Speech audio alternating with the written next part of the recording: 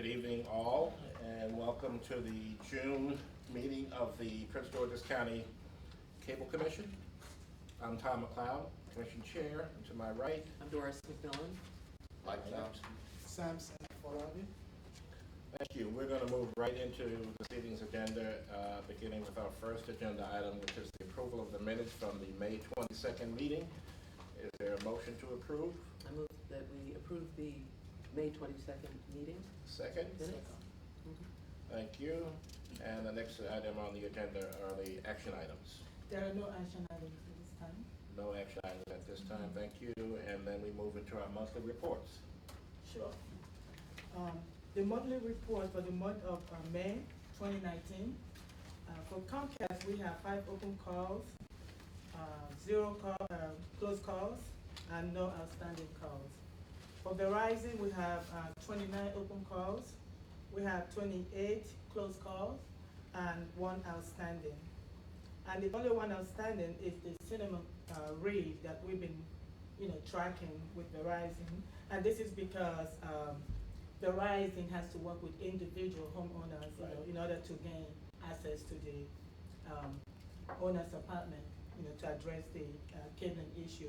However, we've been tracking it through Ms. Williams, and she informed us that the progress, the work is still in progress, and as of today, it has not been completed. So the work is still in progress, and we keep tracking, the progress. So that concludes my monthly report for the month of June. Thank you. Questions, comments from the Commissioner? That report was submitted and it was accepted. Okay. So we move to, that was the Community Television of Prince George's County Okay. report? We have Mr. Emery Gibbons. Asking for the community television. That's the report that was submitted. No, that was the report Right, that was right. submitted. So we're I'm now sorry. into the public comment. Okay, I'm sorry. Okay. I checked it before time, I'm sorry. That's okay. Okay, for the public comment, we have Mr. Emery Gibbons. Good evening. Welcome back. Thank you. Okay. The floor is yours, sir. Oh, excuse me if I don't get up. It's Not okay. at all, not at all. Oh, you can be comfortable. Thank you. In fact, I think because of sure there's no clock that I can punch in on every third Wednesday, this will be my last time.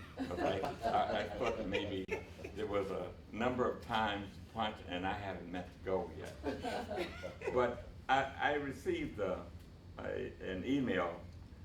Let me explain something. I have all the service you could probably have on a digital system, and I use probably none of them except the telephone. I have 4 grandchildren and 3 great-grandchildren, and they keep me busy with just telling me what they get. And whatever they get, if it's like related to me, they inform me of what they get. Sometimes I get the information, sometimes I don't, but they understand that I read all of my U.S. postal mail. And I told them, since I took some law courses, that one of the legal documents that's accepted by most groups and organizations is a U.S. postal mail. Even if it's simply told that I mailed it, they will accept that in court that you mailed it. Doesn't mean that you got it, but at least got it. With email, there's no document that I know of that says when you get an email, you're branded to know that that's what you got and you're responsible for whatever the contents of it. Well, with Verizon, they seem to say, and I just got this today, that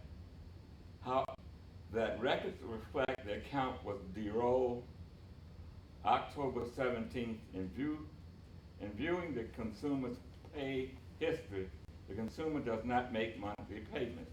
Oh, does make monthly payments.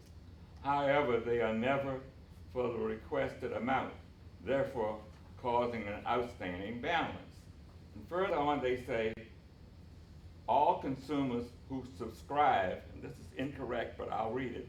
All consumers who subscribe to data services are required to have paper fee bills. And they say no. So if they sent me something on an email, I never got the original notice. My kids will simply say, Granddad, your bill came in, and as usually, we'll pay it out of one of your accounts.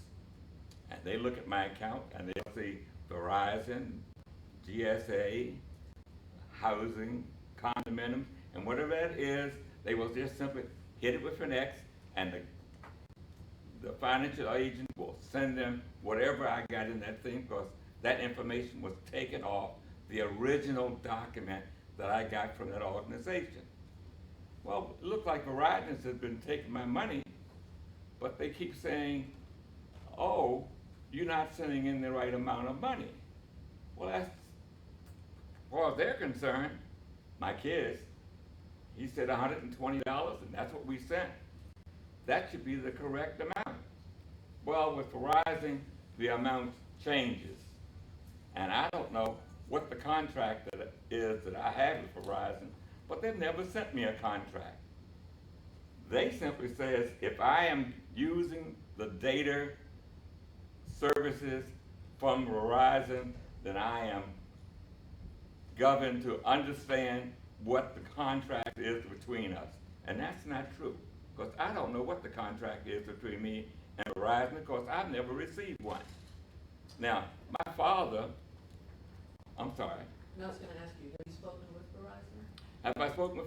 No, because when they call me, it's always, well, I send $120, they call me and says, no, you're supposed to send in $118, but we'll offer you something else if you simply send in $136. And I stopped and I said, look, sir, if you want to tell me about something about Verizon, send me a U.S. mail and I'll look at it. So I've never spoken to Verizon, because one of the other things they said, you realize that we are monitoring the conversation we're having. And one-way monitoring is not legal. So I tell them immediately, no, I don't want to talk to you because you're monitoring this call. And I don't have a monitor on this side. So until they send me something in paper, then I don't know what the bill is. And when the bill simply changes, and one of my kids say, Grandpa, you've been sending in $120. And last month the bill was $133. So I said, well, that means I need to write to Verizon or someone about the bills not being what I originally agreed to. Okay. Now, you've explained that to Ms. Acola? Well, there are so many problems with responding with Verizon, because they assume that I read email. And that's an assumption that's not correct. Okay. I don't read emails. Well, Karen, how can we handle this? How can we bring some closure to this, or get some understanding? Well, we have written to Mr. Gibbons. Mhm. We have sent him responses. I think he also questioned the issue with FCC as well. And we responded to the FCC. And we sent both responses to Mr. Gibbons in the mail as well. The most recent request or question was in regard to his voicemail being out of service and not receiving a credit for his voicemail being out of service for 5 days. And we then subsequently gave him the credit for the 5 days. At this point, I don't really know what else we can do to satisfy him. I don't really know what he's looking for. Mr. Gibbons, what is the outstanding issue that you have with Verizon today? That any contractual agreement that they think they have with me, I need to receive it in the mail. That's number one. Number two, whatever they started telling me about the cost over the telephone, that was not a complete cost. That was not a complete telephone or a conversation. They would start off with, well, it's $120, but, and I will say, no, I don't want to hear your sales pitch. Because the but, after the but, is there is always a better deal. And I don't want a better deal. I want what you have. I want what I have, and I want to see it in writing in a U.S. postal letter. Is that possible? I think it was done already, Okay. both times when we responded to the FCC. Well, today I got an email that says they don't have to do that because it's a digital, service.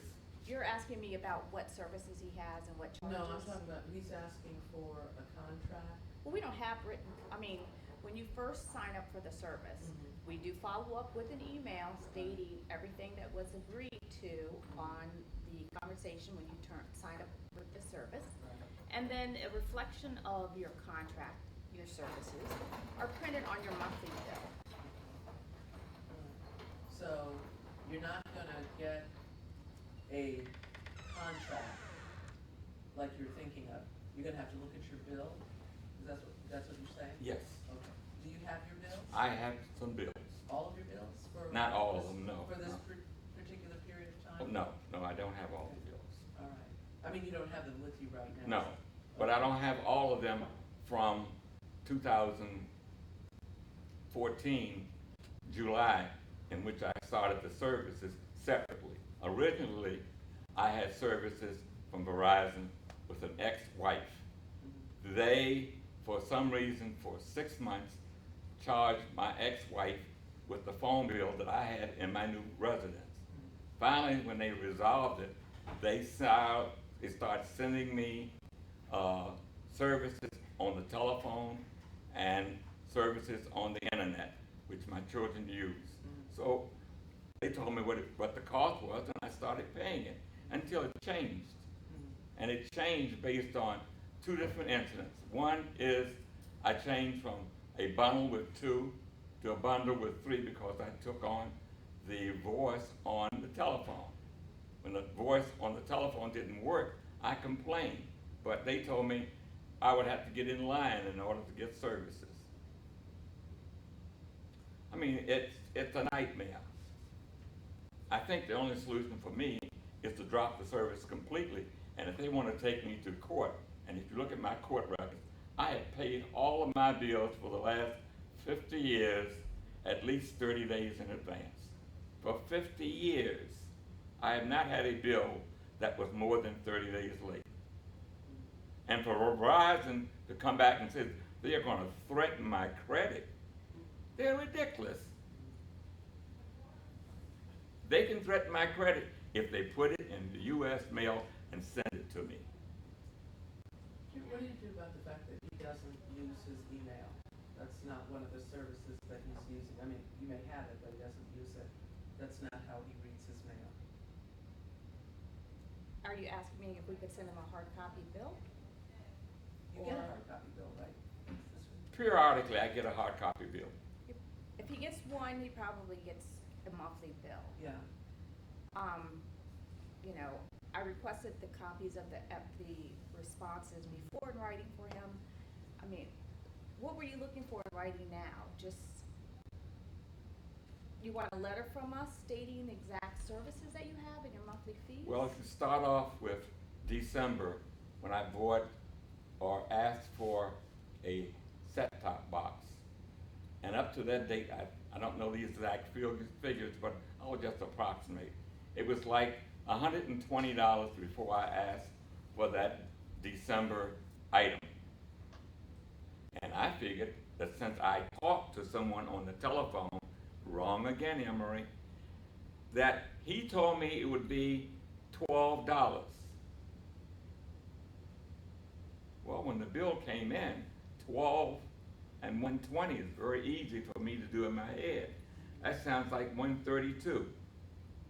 But when you get a bill for an email for 133, something is wrong. Either he said one thing or I didn't understand what he said. But if you put it in the U.S. postal mail, I would have known in December 15th of the following month would be January.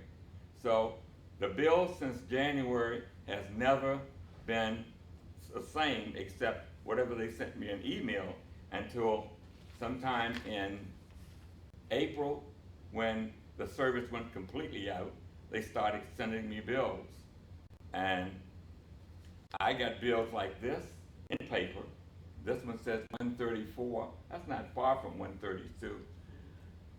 But the past bill was 162. Well, past bill? This is for what month?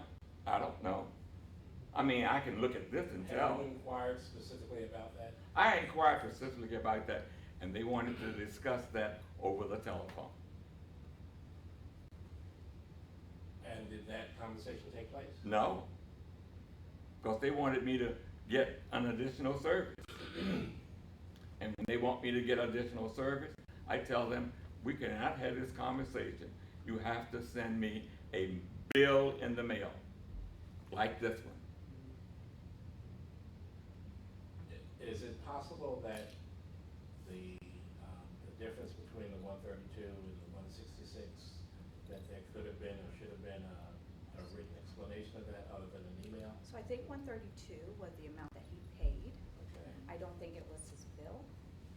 I think his bill at that time was like 160, and because his monthly they're consistently late, there was a late fee on them. So, you know, I have the billing from January through June with the missing payment in March totally.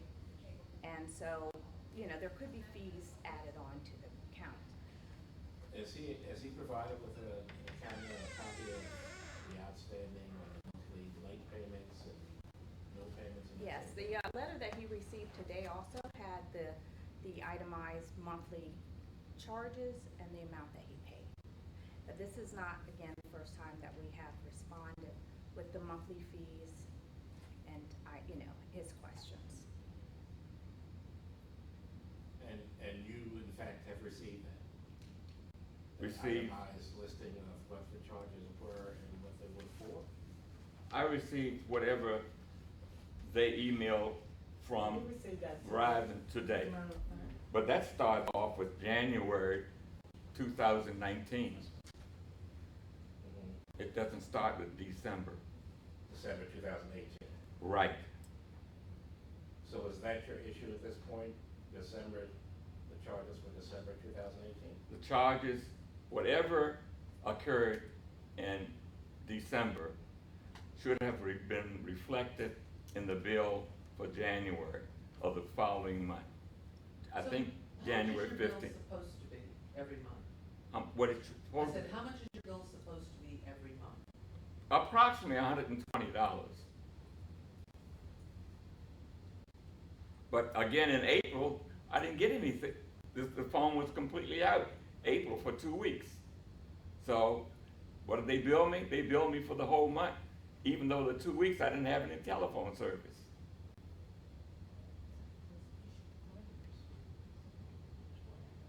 And they admitted to me that the service was out in April and that they would give me credit for it.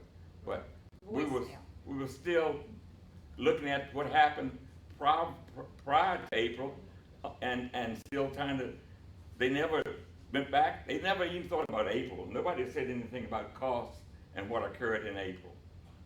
Everybody know about it. Do you have an issue with any of these charges since January, or is it just the December month that you are concerned about?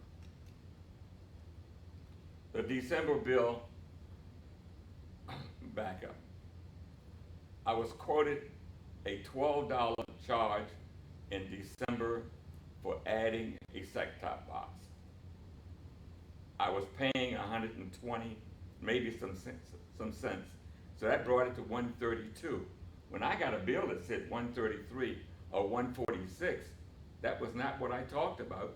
So I called up and said the bill was incorrect. Could that have been taxes or fees or? It could have been, Okay. but So- nobody told me that. When I called up and said, look, you sell me this box, how much will it cost me? And the man told me $12.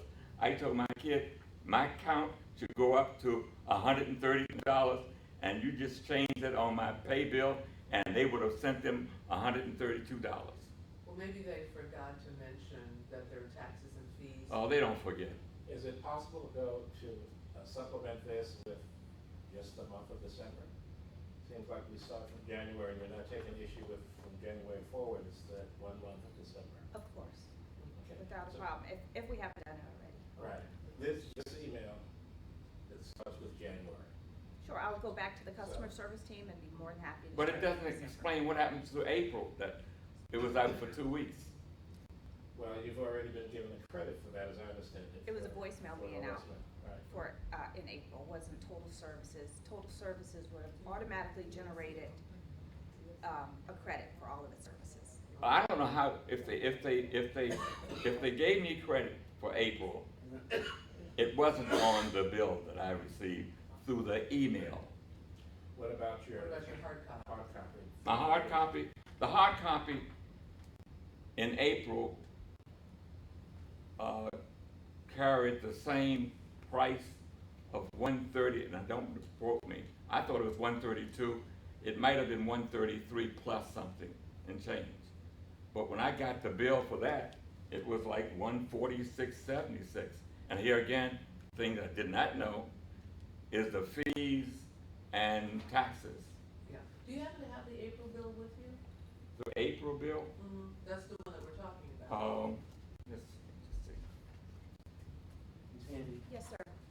bottom of the first page, it says that there is a credit due of $26.73, but it had not been credited, but will show on, as I read it, on the upcoming statement. Yes, sir. So, Mr. Gibbons would not necessarily have seen that yet anyway. Correct.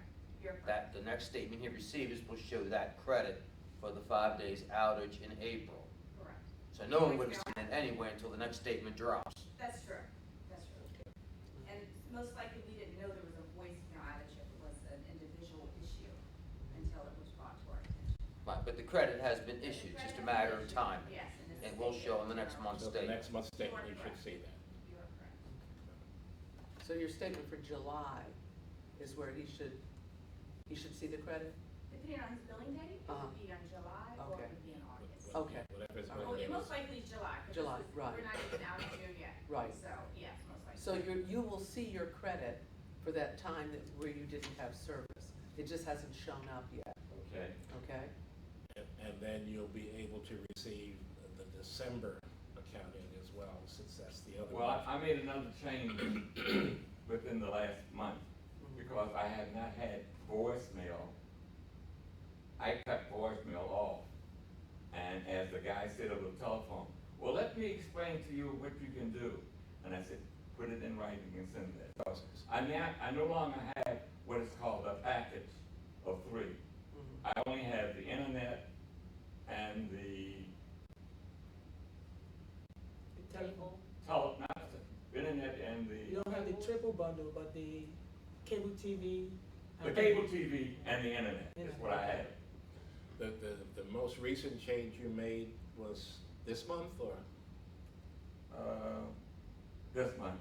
Okay, so it's likely that you should receive in your next bill both the credit from the interrupted service Right. and the new rate for the current change that you made. Right.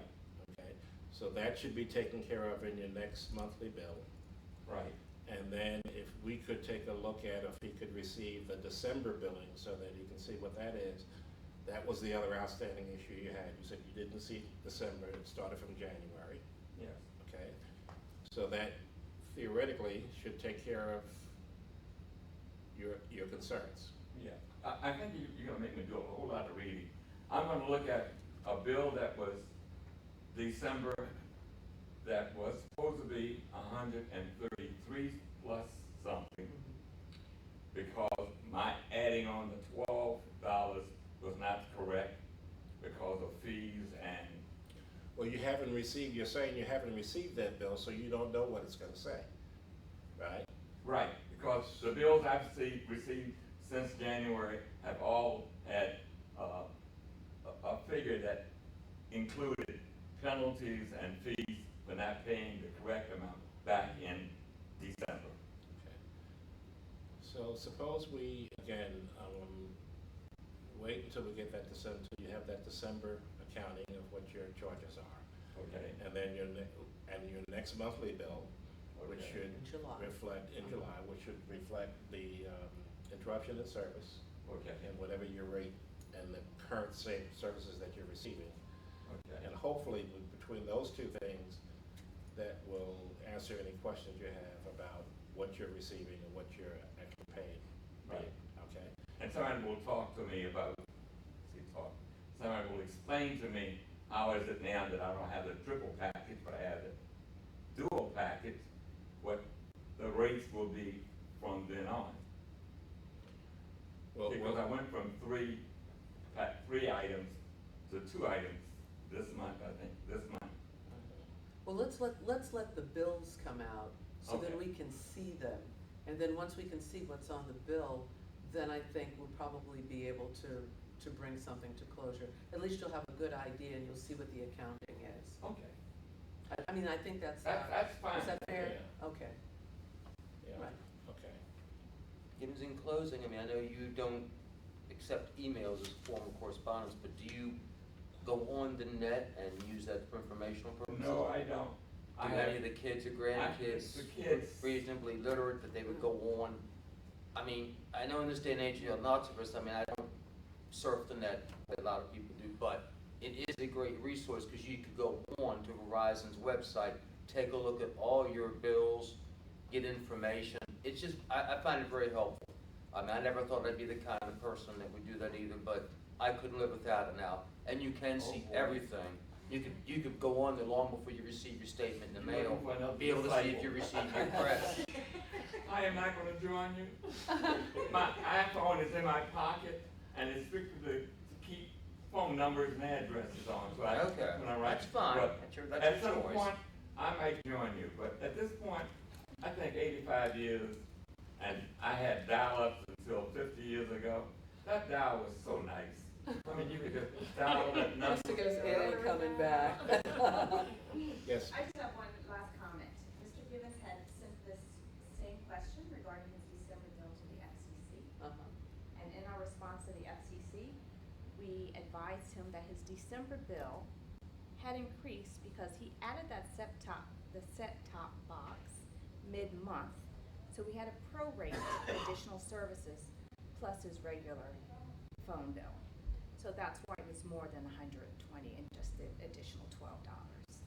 and that response from the FCC. Was in is writing. Also, you received a copy of that? Yes. Yeah, I got a copy of that. Okay, so that should be your explanation. Yeah. And so the explanation is right in that letter. Yeah. Okay. Of For- why the for your December bill. Now we have to wait until your July bill comes out, and then we can see where you've been credited for no service, I guess, in, what, April? Okay. One other thing you have to note on your bills is that whenever you make any changes, there will be some differences there. And again, they will add some taxes, which of course you are not putting into consideration. If you know that, well, the cost is $12, dollars, and you're adding it to that previous basic fee of $132, you should be expecting some variation there. That taxes will come in, federal taxes, all those sort of Yes, things. a So whole that list of variation, them. So you have to take that into consideration Yeah. too when you receive your bills. Okay? And- And if they don't explain that to you, you can give it to somebody to read it out for you. I agree, thank you. Okay, well, thanks again, Mr. Gibbons, for coming in and sharing with us what your concerns are, and hopefully we've provided a pathway for them being resolved and addressed appropriately. And we are ready to move on to any further public comment, and I think there is none. There is no more Okay, public. then the next agenda item, our representative from Comcast is unfortunately not with us this evening, but we do have our Verizon representative. Thank you very much for being here. And is there anything else that you'd like to report on or add to the conversation we've had thus far? No, I'm good, thank you. Okay, thank you. Commissioners, are there any comments, questions, No? reports? Okay, hearing none, the next meeting of the Cable Commission is scheduled for the 24th of July at 6 p.m. in this room. If there is no other business, we stand adjourned. Thank you. And hopefully you will.